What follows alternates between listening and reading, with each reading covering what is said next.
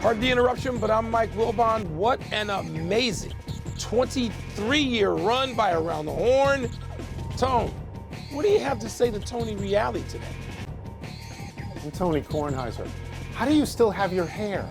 Huh? We don't have any hair. How do you have your hair? I just saw Reali's hair. I saw him in person here in New York City, Tony. Oh, that's Reali looks great, sounds great. You know, yeah, I had him on my podcast this morning. He was terrific. Did you? He was absolutely terrific. Yeah, I did. Welcome to PTI, boys and girls. In today's episode, the Knicks try to bounce back, the Panthers shut out the Canes, and a few words about the end of Around the Horn. But we begin today with the Oklahoma City Thunder cruising through the second half last night and beating Minnesota by 15, 118-103. Once again, it was Oklahoma City's defense leading the way, creating 14 turnovers, resulting in 22 points. The series is now 2-0 Oklahoma City. Wilbon, is this just 2 home wins, or does it feel different? Tony, it's the second home win to me that feels different. That when J-Dub and Chet Holmgren play like that in support of the MVP, and I know they were jazzed last night. You know, Shai Gilgeous-Alexander said that aloud afterward. He was juiced. But when particularly those two teammates, and then everybody just falls in line, you get these contributions from the likes of Dort. And I think then they look like what they were all season. You know, a 68-win team and the best team in pro basketball. And look, at the beginning of this, I wasn't convinced they would look like this. They've been winning games. They've been learning on the fly. They had a couple of tough losses where it looked like they were shaky and young and didn't know enough against Denver. But these, again, it's not the 2 games, maybe the accumulation. It's the 1 game. It's the game 2 last night when Shai Gilgeous-Alexander is moving around in the mid-range like he was, and you get J-Dub doing some of everything, including some outside shooting, and Holmgren, not just offensively, which is what I'm referring to first, but defensively as well, being a menace. Oklahoma City's the best team, and they're a better team than Minneapolis. I'm not going to say I'm expecting a sweep because I'm not, but I think OKC really announced itself last night. Yeah. Don't you feel silly being on the Oklahoma City Express all year and then saying, no, I'm going to pick Minnesota? Don't you feel silly about that? Look, we both know the rule. The rule is the playoff series does not start until the home team loses. And that is why the hockey series between Florida and Carolina feels over, and that is why this one does not feel over just yet. But as I told you the other day after Game 1, if the way Game 1 was won by Oklahoma City represented a pattern, then this series was not going to go any more than 5 games. You know, Oklahoma City won 19 more games in the regular season than Minnesota. That is a lot of games. And Oklahoma City has a defense that forces turnovers and gets points off turnovers. Mike, in 2 games, it's 53 points off turnovers. In the battle of the great stars, Gilgeous-Alexander is totally outdoing Anthony Edwards, who last night, I believe, was 1 for 9 from 3. So we are on the verge of seeing that Oklahoma City is a significantly better team. You took the position a couple of days ago that Julius Randle was going to be the key for Minneapolis, what you said before, Minnesota. We had 6 points last night on 2 for 11 shooting. In fact, Mike, as you know, 3, in the negative way, 3 of their starters had 6 points or fewer because Mike Conley had 3 and Rudy Gobert had 5, and you can't win that way. You couldn't believe what happened in Game 1. You said yesterday you could not make any sense of it, so tonight they go again. How significant is tonight's game for the Knicks? Huge, Tony, huge. And I'm going to stop short of saying a must-win, even though they are at home. You know, I mean, this is different, you know, than the Oklahoma Minnesota series, and Minnesota haven't been home yet and down 0-2, okay. But the Knicks, if they go down 2, losing 2 at home, I don't know that they're going to recover from that, even though they're a really good road team. So, Tony, but I expect the Knicks, I think what the Knicks are not is fragile at all. I think the toughness of the Knicks, even though we're talking regular season proof, that's all, the toughness was proven in part last year playing injured the way they did bravely, if I can use that word, in the playoffs. And then what we know about Jalen Brunson and their coach, Tom Thibodeau and Josh Hart. And this is just, they're tough physically and mentally. And I expect the Knicks to bounce back. I expect them to find a way to, if they have a lead, hold on to it, enough of it. And by the way, a lot of it just starts with, how about making some free throws? Because if they'd done that and not missed, I think, 12 of them in game one, we wouldn't even be having a conversation in the same direction. So I'm expecting the Knicks, yes, to win. I'm going to stop short of saying convincingly, but I don't think this ought to be a nail-biter. I think the Knicks ought to sort of impress upon, Indiana, who is a real team in this series, who the better seed is, and who had expectations coming into this series.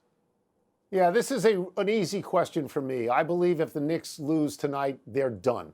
I believe they could go around the courtside seats and they could find Bill Bradley and they could find Walt Frazier and Bernard King and Carmelo Anthony and Patrick Ewing and hand them their old jerseys and say, you go out there and play, because we're done with this thing. But like you, I expect the Knicks to bounce back. I expect Jalen Brunson to lead them, and I will say this, to a convincing win. And I expect the Indiana Pacers to walk out of Madison Square Garden quickly and quietly, grinning to themselves because they stole game one. Yeah. But I do expect the Knicks to win with this small caveat, and I'm going back to something I said the other day. Karl-Anthony Towns and Jalen Brunson had 78 points between them in game one, and they lost. The other players on that team have to score more points. Bridges and Anunoby and Hart, they combined among themselves, they had 40. They're going to have to do more than that. And the reason is because the Knicks bench, because Thibodeau doesn't play anybody, doesn't exist. The Knicks bench had 17 points, and the Indiana bench had 31. He plays his starters an average of 42 minutes in the last game. Now, you got to do that again if you need it. You got to play it like you're on maneuvers for the Army. You can't worry about being tired for game three if you don't win game two. But, they're in a bind. But I do like you. I think they'll win, and I think it'll be convincing. Bridges, Anunoby, and Hart. Got to be an ensemble effort for the Knickerbockers tonight, not just two dudes. It's time for toss-up. Two men enter, one man leaves, finishes the show, faces himself in the bathroom mirror and says, still got it, kid. What's first? Toss-up. The Yankees and Rockies begin a 3-game series tonight. Would you like to see the Rockies start winning or keep losing? So I was a Mets fan, as you know, Mike. I was not a Yankees fan, so I know all about teams that lose. Colorado is awful. I got some numbers here. They have the worst ERA in baseball, 5.82. They've made the most errors in baseball, 45 already. They're tied for the second worst in run production and batting average. They are 8-42. They have not won a single series. They are on pace for 26 and 136, which would make last year's White Sox look like the 27 Yankees, right? They've already fired their manager. The new manager is 1-9. I don't know his name. It doesn't matter because he's not going to be there long because he's already 1-9. Here is my feeling. I would actually like to see the Colorado Rockies win a couple of games to the Yankees. I think it's good for baseball, and I don't think it's going to keep the Yankees from being in the playoffs. I don't. That's very nice, and it's charitable, and it's a reasonable position you just took. Except the Chicago Cubs play in Chicago against the Rockies Monday, Tuesday, and Wednesday. I ain't ready for the Rockies to win jack. I want them to keep losing. I want them to limp out of Chicago to wherever they're going, right out of Wrigley Field to O'Hare, Signature Airport, and then get out of Dodge because we're playing for something. I do feel bad for them. But, Tony, if you lose 15 games more than last year's White Sox, you need to be relegated. Isn't there a triple A in Albuquerque or somewhere that could be promoted? Syracuse, New York, triple A in Syracuse. I know the GM. Yeah, no, you got to get out. Good. It's terrible. Get out. Words. You shouldn't even be able to be that bad and remain in the bigs. But for now, cheers. Keep losing. Happy trails around the Horn. For nearly 23 years, Around the Horn has led into PTI, and we could not have asked for a better partner program. ATH built up an audience and handed it off to us so we could hit the ground running every weeknight. 17 different Around the Horn panelists have substitute hosted this show at one time or another, and so many people behind the scenes have worked on both shows. We are so proud in particular of Tony Reali, who started here on PTI as a researcher in 2001 and continued as our beloved stat boy for so many years, even while hosting a show of his own. We love you, Tony. Thanks to you and Around the Horn for everything.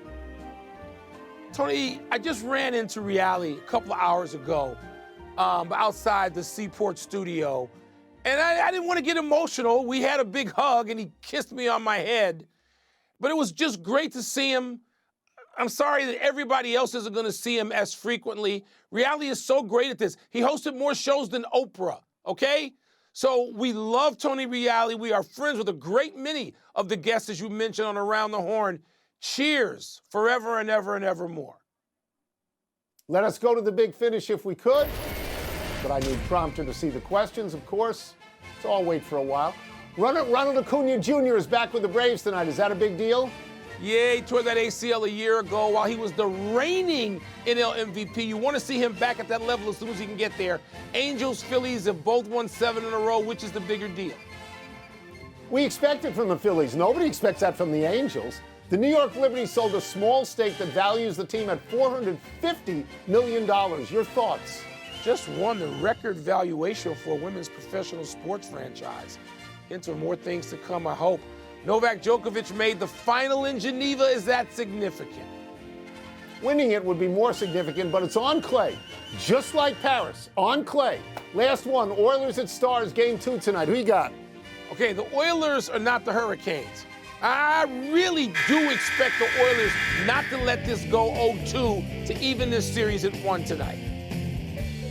We're out of time. We'll try and do better the next time. Congratulations to Binghamton in the softball. I'm Mike Wilbon. Have a great weekend, Knuckleheads. You can get the podcast on the app or Apple Podcast. Northwestern Women's Lacrosse playing for the Final Four. Let's beat Boston College.